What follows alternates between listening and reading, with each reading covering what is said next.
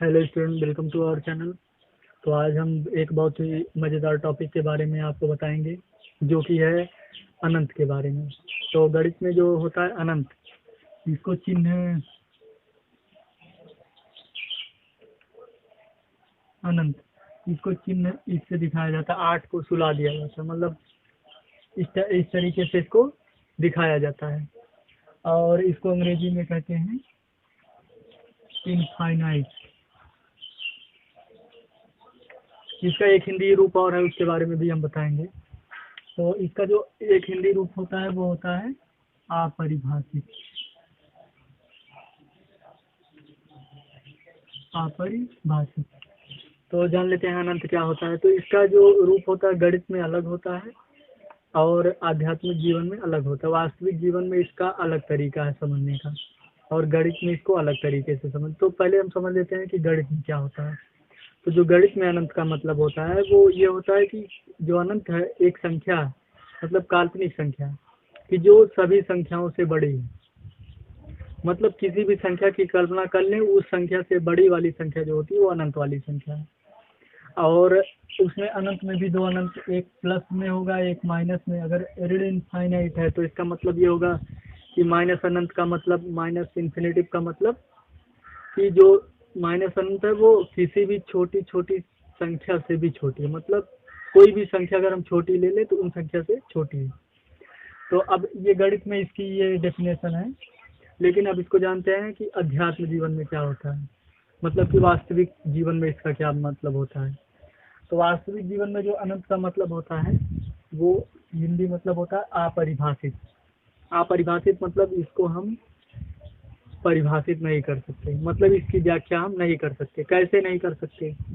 जैसे अभी बताया जाता है कि जो हमारा ब्रह्मांड है ये अनंत दूरी तक फैला हुआ है। तो अनंत दूरी तक अब इसको कल्पना हम करते हैं कि अनंत है कितना, मतलब कि अनंत के बारे में अगर हम, हमारा दिमाग सोचता है कि अनंत क्या है तो कभी नहीं सोच पाता है। ये सोचता है कि नहीं, इसका कहीं ना कहीं छोर होगा, ये दुनिया कहीं ना कहीं ख़त्म है, इसका कहीं ना कहीं अंत है। लेकिन हकीकत यह है कि इस टॉपिक को हमारा दिमाग आज तक समझ ही नहीं पाया है। तो मतलब ये बताते हैं कि ये दूसरा आयाम है, वहाँ तक हम अभी तक समझ नहीं पाए हैं, हमारा दिमाग उस आयाम तक पहुंच नहीं पाया है। तो इसको हम डिफाइन नहीं कर सकते, इसको व्याख्या नहीं कर सकते। तो जिस चीज़ की व्याख्या नहीं की जा सकती है उसी को अनंत कहा गया है, आध्यात्मिक जीवन में या वास्तविक जीवन में। और गणित में अनंत का मतलब होता है किसी भी संख्या से बड़ी संख्या, मतलब किसी भी संख्या से बड़ी संख्या। तो अनंत को कभी कोई समस्या, मतलब किसी संख्या को समझने की भूल मत कीजिएगा, क्योंकि ये कोई संख्या नहीं है। पहली बात जान लेते हैं कि अनंत कोई संख्या नहीं है, ये एक काल्पनिक नंबर है जो सभी नंबर से बड़ी है, मतलब सभी संख्याओं से बड़ी है। तो अब इसके बारे में हम इसके कुछ रूपों के बारे में जान लेते हैं कि ये कब आता है, ये कब इसका मान होता है। तो सबसे पहले आता है कि अगर किसी भी संख्या में जीरो का भाग करते हैं, किसी भी संख्या में अगर हम जीरो का भाग करते हैं तो जो उसका मान आता है वो अनिर्धारित, अनिर्धार्य है, या कह सकते हैं हम कि अनंत है, जिसको हम कहते हैं अपरिभाषित। ये क्या है? अपरिभाषित। इसके अलावा अगर हम जीरो में जीरो का भाग करते हैं तो ये भी क्या आता है? अनंत, मतलब ये भी अपरिभाषित, इसको भी डिफाइन नहीं किया जा सकता। इसके अलावा अनंत में अनंत का भाग करने पर अनंत आता है।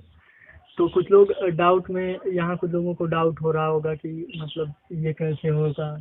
यहाँ पर कुछ डाउट होता है कुछ गणितज्ञों को, ये संदिग्ध में है कि जीरो बटा जीरो बराबर अनंत कैसे होगा। सभी को लगता होगा कि जीरो बटा जीरो बराबर एक होगा, या जीरो बटा जीरो बराबर जीरो भी लाते हैं कुछ लोग। मतलब ये अभी तक एक रहस्य है, इसके बारे में भी खोजा ही नहीं जा चुका है कि जीरो बटा जीरो क्या होगा। लेकिन इसको अनंत के बराबर माना जाता है। मतलब ये अपरिभाषित।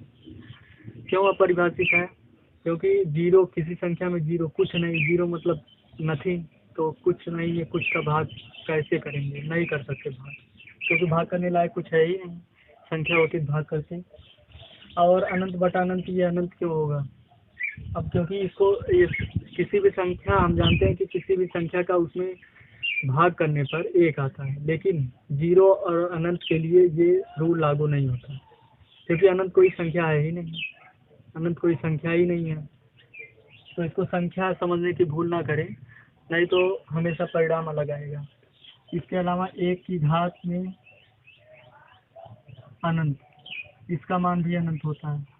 जैसे हम ये जानते हैं कि 1 की घात पर हम कोई भी संख्या अगर कर दे 4, 5, 6, 7, 8, 100, 200, तो 1 ही आएगा, ये जानते हैं। लेकिन अगर इसकी घात पर हम अनंत कर देंगे तो इसका जो मान आएगा वो अपरिभाषित है, इसको डिफाइन नहीं किया जा सकता। अब क्यों नहीं किया गया? क्योंकि अनंत कोई संख्या है ही नहीं।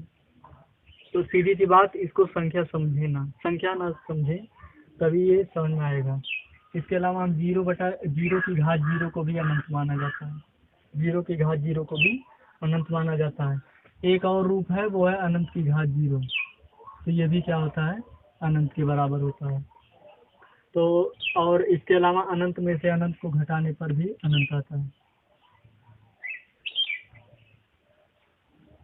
इनफाइनाइट माइनस इनफाइनाइट ये बराबर होगा इनफाइनाइट के।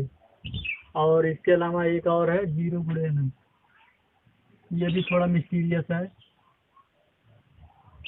कि 0 में अनंत का गुणा करते हैं तो अनंत आता है, 0 नहीं आएगा, ध्यान देंगे।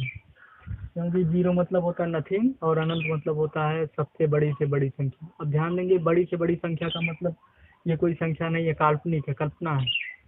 तो इसको तभी डिफाइन नहीं किया जा सकता क्योंकि ये कोई संख्या ही नहीं है। और अनंत में से अनंत को घटाते हैं तो अनंत, क्योंकि ये कोई संख्या ही नहीं है। तो क्या इसके बारे में ये रूल, जो संख्याओं का रूल हम लगाते हैं जहाँ, वो रूल अनंत के लिए नहीं लगता। ये अभी तक एक मिस्ट्री है। तो इन सभी रूपों के बारे में याद कर लें, फिर से एक बार देखेंगे। किसी संख्या में अगर 0 का भाग करते हैं तो अनंत आता है, 0/0 मतलब करेंगे 0 में 0 का भाग तो अनंत आएगा, मतलब अपरिभाषित है।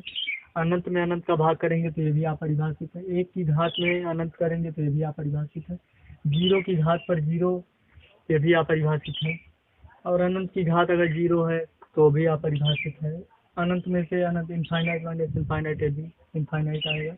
और शून्य में अनंत का गुणा क्या आएगा? अनंत आएगा। तो अभी तक ये एक मिस्ट्री बना हुआ है, इसके बारे में अभी भी